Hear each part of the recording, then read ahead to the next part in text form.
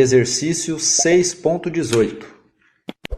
A seção transversal retangular mostrada na figura está sujeita a um momento fletor M igual a 12 kN vezes metro.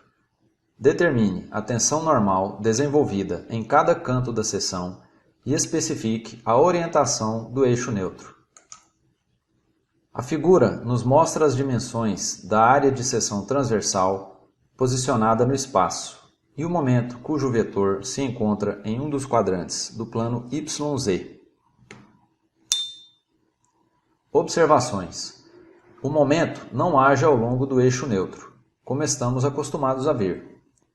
Os eixos Y e Z representam os eixos principais de inércia. São os eixos de simetria para a seção transversal. O eixo Z é o eixo principal para o momento de inércia máximo. Vocês sabem que a tensão máxima ocorre na posição mais afastada do eixo neutro, que no caso é o eixo Z. Podemos decompor o momento em suas componentes Y e Z.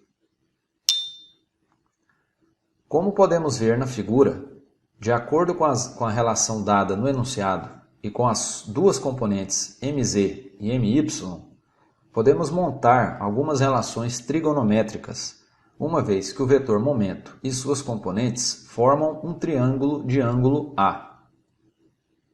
Assim, para a relação 4, 5 e 3 dada, cosseno de A é igual a menos 4 sobre 5, ou seja, cateto adjacente sobre a hipotenusa. O sinal negativo se dá porque a coordenada y do momento está voltada para o sentido negativo de y.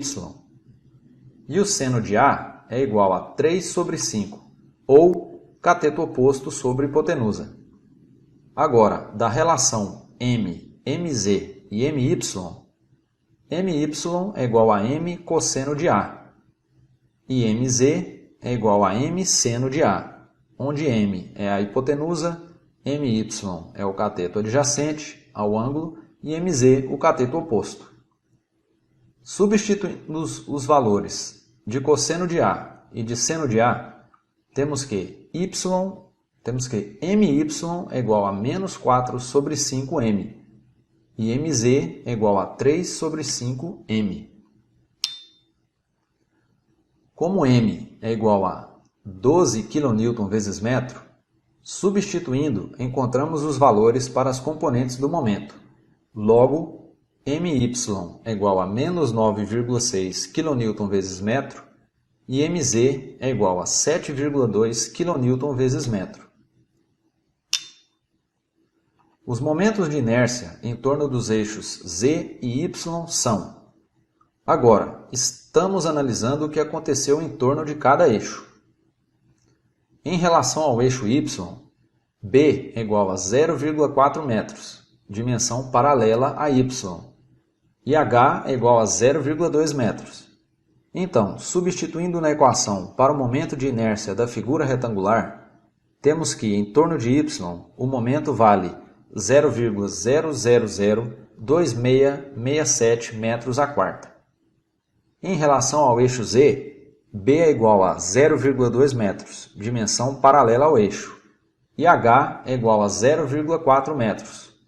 Substituindo na equação, temos que, em torno de z, o momento vale 0,001067 metros a quarta.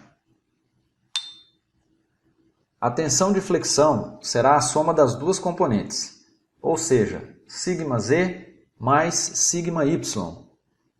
E a equação para a tensão de flexão nós conhecemos. É a relação entre o momento aplicado, a posição em relação ao eixo e o momento de inércia. Então, temos a equação que é a superposição das duas componentes, onde a componente z da tensão relaciona a coordenada z do momento, o momento de inércia em torno de z e a posição y, uma vez que essa tensão varia no eixo y, nula no eixo e crescendo para os lados, em sentido ao ponto mais externo. E a componente y da tensão relaciona a coordenada y do momento, o momento de inércia em torno de y e a posição z, uma vez que essa tensão varia no eixo Z. É nula no eixo e crescendo para cima e para baixo, em sentido ao ponto mais externo. Assim, substituindo os valores para o cálculo no ponto B, Mz é igual a 7,2 kN vezes metro, Y é igual a 0,2 metros, dimensão em vermelho, e o momento de inércia para Z, que conhecemos, e My é igual a menos 9,6 kN vezes metro, Z é igual a menos 0,1 metros, dimensão em laranja, e o momento de inércia para Y, que conhecemos. Logo, resolvendo, temos que a tensão no ponto B é igual a 2.249.971,79 Pascal, ou 2,25 MPa.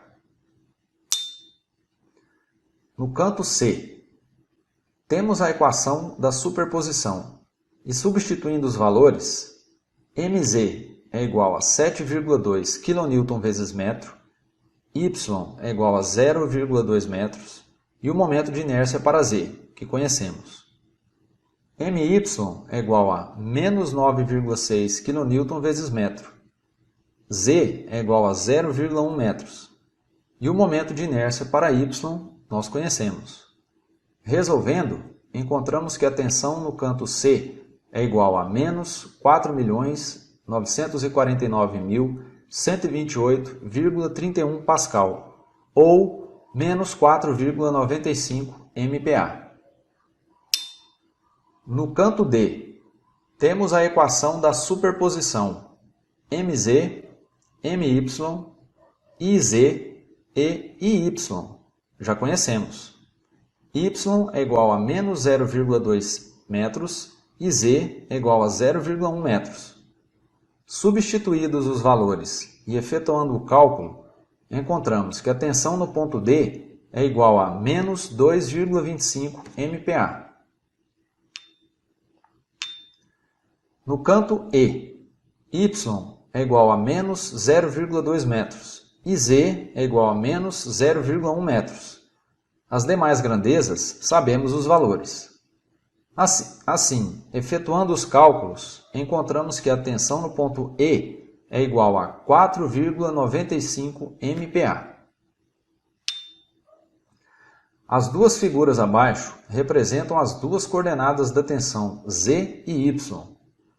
Observe que a tensão varia de 0 até seu valor máximo nas duas direções, sempre partindo do eixo central. Observe também que a ação da tensão corresponde ao sentido do momento ao redor do eixo. Faça o teste da regra da mão direita para visualizar isso. Agora, quando superpusemos as duas coordenadas, encontramos os 4 valores para os cantos, conforme a figura. B, 2,25 MPa, C, menos 4,95 MPa, E, 4,95 MPa e no canto D, menos 2,25 MPa. Essa disposição dos valores das tensões definem a orientação do eixo neutro, que agora é deslocado em relação ao eixo médio da figura. Logo, essa medida chamaremos de Z, e o restante do lado é 0,2 menos Z.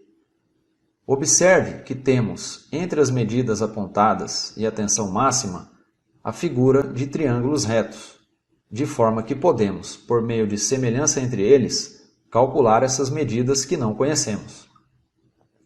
Assim, 4,95 está para 2,25, assim como 0,2 menos Z está para Z. Resolvendo, temos que Z é igual a 0,0625 metros e o complemento é 0,1375 metros. Do outro lado, temos as mesmas medidas. E uma forma de se entender a orientação do eixo neutro, também conhecida como NA. Podemos também definir a orientação utilizando a seguinte equação, onde α e θ são representados na figura abaixo. O ângulo alfa representa a orientação do eixo NA, ou eixo neutro.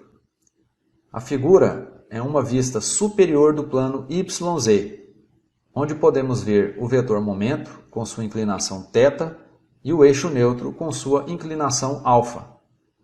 Da relação 3, 4 e 5 dada no enunciado, podemos definir o ângulo θ, de forma que tangente de θ é igual a cateto oposto 4 sobre cateto adjacente 3. Então, substituindo esse valor na equação e resolvendo para alfa, temos que alfa é igual a tangente a menos 1 de IZ por IY vezes 4/3. E, ao substituirmos os valores dos momentos de inércia y e z e resolvendo, encontramos o valor de alfa. Alfa é igual a 79,38 graus, ou seja, a orientação do eixo neutro.